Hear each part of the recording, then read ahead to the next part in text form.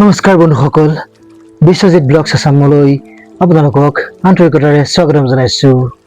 বন্ধুসকল, আমাৰ এই জীৱনত এনে সময় আহি যায় কেতিয়াবা যেতিয়া সকলো ঠিক থকাৰ পিছতো মনটো একেবাৰে অশান্ত হৈ থাকে। কেতিয়াবা নিজৰ মানুহক হেৰুৱাবলগীয়া হয়, কেতিয়াবা বিশ্বাসবোৰ ভাঙি গুচি যায়, কেতিয়াবা বহু চেষ্টা কৰাৰ পিছতো সফলতা নাহে জীৱনলৈ। তেতিয়া মনত এটা প্ৰশ্ন উঠে, মোৰ লগতে কিয় এনেকুৱা হয় মোৰ সৈতে? যদি আপুনিও এনে সময়ৰ মাজেৰে জীৱনটোত পাৰ হৈ আছে, তেন্তে এই ভিডিঅ'টো আপোনাৰ বাবে। শেষলৈ চাই থাকিব, কিয়নো আজি আমি জানিবলৈ চেষ্টা কৰিম কেনেকৈ দুখবোৰক আমাৰ শক্তিলৈ, আমাৰ শান্তিলৈ পৰিণত কৰিব পাৰিম। বন্ধুসকল, এটা কথা সদায় মনত ৰাখিব, দুখ জীৱনৰ শেষ নহয় কেতিয়াও। দুখ হৈছে নতুন জীৱনৰ নতুন আৰম্ভণিৰ এটা অধ্যায় মাথো। এটা সৰু উদাহৰণ লওক।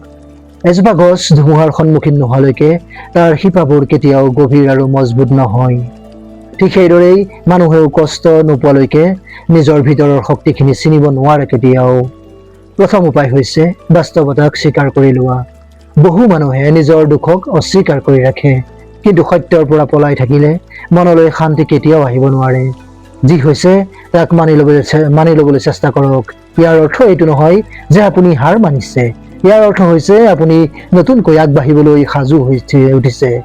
দ্বিতীয়টো উপায় হৈছে নিজৰ অনুভৱবোৰ প্ৰকাশ কৰক। কান্দিবলৈ মন গ'লে কান্দক, ডায়েৰীত লিখিবলৈ মন গ'লে লিখক, কোনো বিশ্বাসযোগ্য মানুহৰ লগত কথা পাতিবলৈ মন গ'লে কথা পাতক কিছু। নিজৰ ভিতৰত সকলোবোৰ জমা কৰি সকলোবোৰ সামৰি ৰাখিলে মনটো কেতিয়াও ভাল নহয়, ই ভাগিহে পৰিব বেছিকে। তৃতীয়টো উপায় হৈছে নিজকে দোষ নিদিব। জীৱনত হোৱা প্ৰতিটো ঘটনাৰ বাবে আপুনি কেতিয়াও দায়ী নহয়। কেতিয়াবা পৰিস্থিতি, কেতিয়াবা সময় আৰু কেতিয়াবা ভাগ্যও ডাঙৰ ভূমিকা লয় এই ক্ষেত্ৰত। নিজৰ লগতো এজন ভাল বন্ধুৰ দৰেই ব্যৱহাৰ কৰিবলৈ চেষ্টা কৰক। চতুৰ্থটো উপায় হৈছে বৰ্তমানত জীয়াই থাকিবলৈ শিকক। অতীতক কেতিয়াও সলনি কৰিব নোৱাৰি বন্ধুসকল, আৰু ভৱিষ্যত এতিয়াও আহি পোৱা নাই। আমাৰ হাতত কেৱল আজিৰ এই সময়খিনি, এই দিনটো আছে। প্ৰতিদিনে 5 বা 10 মিনিট সময় শান্ত হৈ বহি গভীৰকৈ শ্বাস প্ৰশ্বাস ল'বলৈ চেষ্টা কৰক। আপুনি নিজেই পাৰ্থক্য অনুভৱ কৰিব ইয়াৰ পাছত। পঞ্চম উপায় হৈছে কৃতজ্ঞতাৰ অভ্যাস কৰক। যি নাই সেইটো ভাবি থাকিলে কেতিয়াও সুখী হ'ব নোৱাৰিব। যি আছে তাৰ বাবে ধন্যবাদ জনাবলৈ আৰম্ভ কৰক। হয়তো আপোনাৰ এটা ঘৰ আছে, আপোনাৰ পৰিয়াল আছে, সুস্থ শৰীৰ আছে এটা। এইবোৰেই হৈছে জীৱনৰ বাবে সৰ্বোচ্চ ডাঙৰ সম্পদ। ষষ্ঠ উপায় হৈছে নেতিবাচক বা নিগেটিভ মানুহৰ পৰা আঁতৰি থাকক। কিছুমান মানুহে সদায় নেতিবাচক কথাই কৈ থাকে। এনে মানুহৰ লগত বেছি সময় কটালে আপোনাৰ শক্তিও কমি যায়, আপোনাৰ মনটোও বেয়া হৈহে উঠিব। ইতিবাচক বা পজিটিভ চিন্তা কৰা মানুহৰ সৈতে সময় কটাবলৈ চেষ্টা কৰক।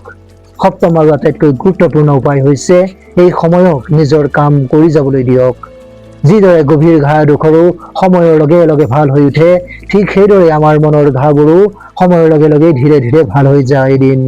কেৱল ধৈৰ্য ৰাখক আৰু নিজৰ ওপৰত বিশ্বাস ৰাখক, হাৰি নাযাব।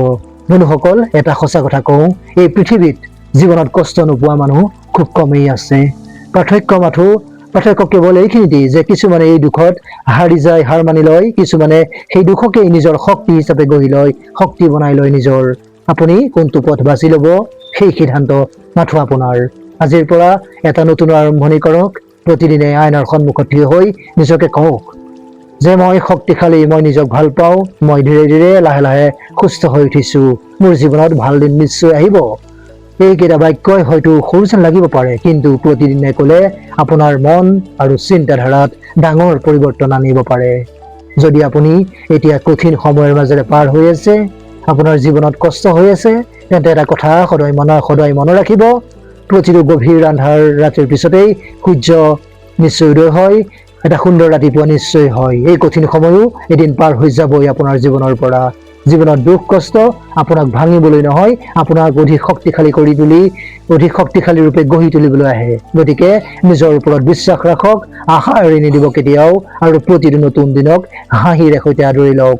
ভিডিঅ'টো যদি আপোনাৰ ভাল লাগিল, তেন্তে অলপ হ'লেও সাহস যোগালে আপোনাৰ মনত, তেন্তে এটা লাইক দিব নিশ্চয়, আৰু কমেণ্ট কৰি আপোনাৰ মতামত জনাওক। এনেধৰণৰ প্ৰেৰণাদায়ক ভিডিঅ'ৰ বাবে নিয়মীয়াকৈ চাবলৈ বিশ্বজিৎ ব্লগ আছাম চেনেলটো ছাবস্ক্ৰাইব কৰক, আৰু বেল আইকনটো টিপিবলৈ নাপাহৰিব। কুশলে থাকক, সুখী হৈ থাকক, নিজৰ যত্ন লওক, লগতে পৰিয়ালৰ যত্ন লওক, আপোন মানুহৰ যত্ন লওক। পুনৰ লগ পাম আন এটা নতুন আৰু প্ৰেৰণাদায়ক ভিডিঅ'ৰ সৈতে। তেতিয়ালৈকে কুশলে থাকক, হাঁহি থাকক। ধন্যবাদ।